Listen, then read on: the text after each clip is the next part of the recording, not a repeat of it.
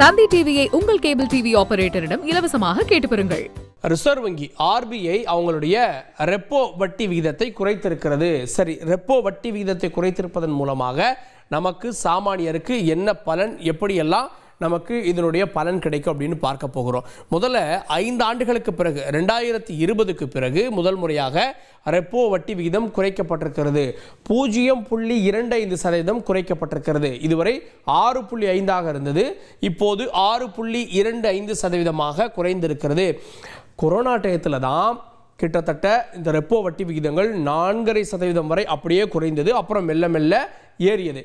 ஏன் குறைக்கப்பட்டது அப்படின்னா, பொருளாதாரத்தை ஊக்குவிக்கக்கூடிய நடவடிக்கைகளால் அது குறைந்தது. அதன் பிறகு கொஞ்சம் பொருளாதாரம் இயல்பு நிலைக்கு திரும்பிய பிறகு ஏற்றப்பட்டது. 6.5ஆகவே இருந்தது. அதன் பிறகு தான் 5 ஆண்டுகள் கழித்து இப்போது குறைந்திருக்கிறது. சரி, இதனால் அடுத்தடுத்த நகர்வுகள் எப்படி இருக்க போகுது அப்படின்றத பார்க்க முன்னாடி இந்த ரெப்போ வட்டிக்கும் நாம் வாங்கக்கூடிய வட்டிக்கும் என்ன சம்பந்தம் அப்படின்னா, வங்கிகள் எங்கே கடன் வாங்குவாங்க அப்படின்னா, பேங்க் எல்லாமே ரிசர்வ் பேங்க்கிட்ட கடன் வாங்குவாங்க. ரிசர்வ் பேங்க்கிட்ட அவங்க எவ்வளோ பர்சன்டேஜுக்கு கடன் வாங்குறாங்க அப்படின்றது தான் ரெப்போ வட்டி. ஸோ அவங்க 6.25%, அதாவது இதுக்கு முன்னாடி 6.5% கடனை வாங்கிட்டு வந்து நம்மிடம் ஒவ்வொரு வங்கியும் நம்முடைய ப்ரொஃபைலை செக் பண்ணி, இன்னும் சொல்லணும்னா நம்முடைய சிபில் ஸ்கோரை செக் பண்ணி என்ன பொருளுக்கு நம்ம கடன் வாங்குகிறோம் அப்படின்றத பயன்படுத்தி அவங்க ஒரு வட்டியை ஃபிக்ஸ் பண்ணுவாங்க.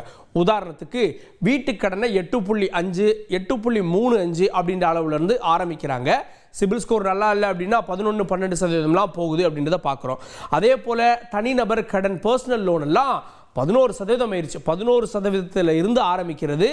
12, 13, 19, 20% எல்லாம் இருக்கிறது. ஃபினான்ஸ்லாம் போயிட்டீங்கன்னா 20% வட்டி பாருங்க. 6.25 வாங்கி 20% வரை அதிகமாக வட்டி கட்டணும். அதே போல் கார் லோனெல்லாம் பார்த்தீங்க அப்படின்னா 8% அப்படின்றாங்க. ஆனால் 9-10% வந்துடும். நம்ம ப்ரொஃபைல் இதெல்லாம் பார்த்து இது பண்ணுறப்போ 10% வரை வந்துவிடும். சரி, இப்போது அவர்கள் வாங்கக்கூடிய அந்த தொகை குறைவதால் இதை வாடிக்கையாளர்களுக்கு கொடுக்க வேண்டிய கட்டாயம் ஏற்பட்டிருக்கிறது. அதனால் நமக்கும் இதனுடைய நேரடி பலன் கிடைக்கப் போகிறது.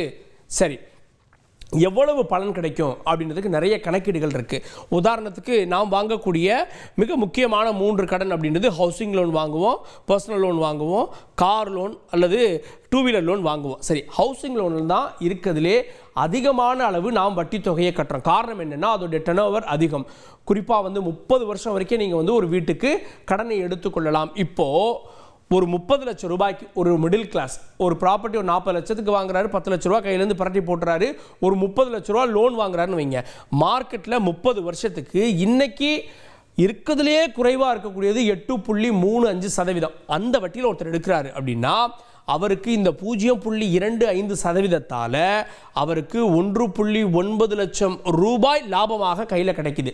இதுவே ஒருத்தர் 60 லட்சம் வாங்குறாரு அப்படின்னா 60 லட்சமாக இது போகிறப்போ இந்த தொகை இன்னும் அதிகரிக்கும், அப்படியே டபுளுக்கு மேலே மாறும். ஸோ நான் சொல்கிறது மினிமமாக அவருக்கு 30 வருஷம் இருக்கப்போ 1.9, இது 60 லட்சம் 1 கோடி ரூபாய் இப்படிலாம் போகிறப்போ அவருக்கான இந்த லாபம் 0.25 கிட்டத்தட்ட 2 லட்சம் ரூபா வரைக்கும் அவருக்கு லாபத்தை கொடுக்கும்.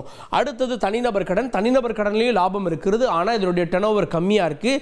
7 வருஷம் அப்படின்ற அளவில், சில இடங்கள் 5 வருஷம் அப்படிலாம் இருக்குது. 5-7ன்றப்போ குறைந்த காலத்தில் கட்டப்படுவதால் இந்த 0.5 வீட்டு கடனோடு ஒப்பிடுறப்போ தனிநபர் கடனோ வாகன கடன்லையோ அந்த லாபம் குறைவாக இருக்கிறது. சரி, இதனுடைய பலன் எப்படி இருக்கும் அப்படின்னா, இதனால் கிடைக்கக்கூடிய இந்த பணம் ஒருபுறம், இன்னொன்று இந்த வட்டி விகிதம் குறையிறதால புதிதாக நிறைய பேர் பார்த்தீங்கன்னா கடன் வாங்குவாங்க. இதனால் கிடைக்கக்கூடிய பணம் பணப்புழக்கத்தை அதிகரிக்கும். ஏற்கனவே நம்ம பார்த்துருந்தோம்.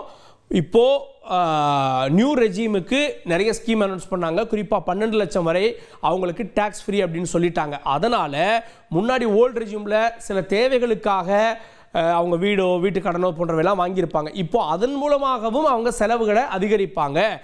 இப்போது இந்த காசையும் அவங்க, அதாவது 0.5ஆல் இந்த காசையும் அவங்க செலவுக்கு பயன்படுத்துவாங்க. இதனால் பணப்புழக்கம் அதிகரிக்கும். அதே நேரத்தில் புதிதாக கடன் வாங்குபவர்களை இது ஊக்குவிக்கும். காரணம் என்னென்னா இந்த வட்டி விகிதம் குறையுது. இதன் மூலமாக அவங்க என்ன பண்ணுவாங்க, பொருட்களை வாங்குவாங்க, செலவு பண்ணுவாங்க, நுகர்வு அதிகரிக்கும். நுகர்வு, நம்மகிட்ட வரக்கூடிய காசை நாம் நுகர்கிறோம்.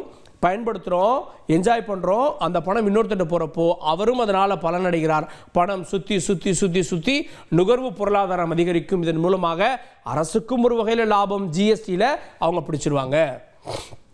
சிக்கல் என்னென்னா எஃப்டி மூலமாக நீங்கள் இதை பயன்படுத்துகிறீங்க அப்படின்னா எஃப்டியில் போட்டு மாதந்தோறும் இந்த பணத்தை வைத்தே குடும்பத்தை நடத்தணும்னு நினைக்கக்கூடிய குறிப்பாக சீனியர் சிட்டிசன் போன்றவர்களுக்கும் வட்டி குறையும்.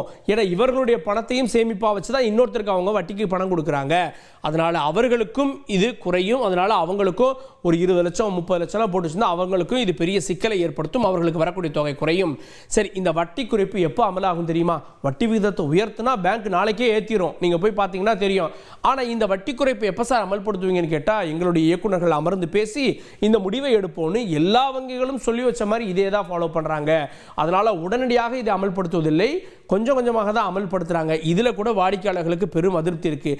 ஏற்றுனா உடனே ஏற்றுறீங்க, குறைச்சா மட்டும் இயக்குநர்கள் கூட்டம் கூடட்டும் அப்படின்னு சொல்கிறீங்களே அப்படின்ற கேள்வி இருக்குது. பொறுத்திருந்து பார்க்கலாம். இன்னும் கூட ரெப்போ வட்டி விகிதங்கள் அடுத்த 3-6 மாதங்களில் குறைய வாய்ப்பு இருக்குது அப்படின்னு சந்தை நிபுணர்கள் சொல்கிறாங்க.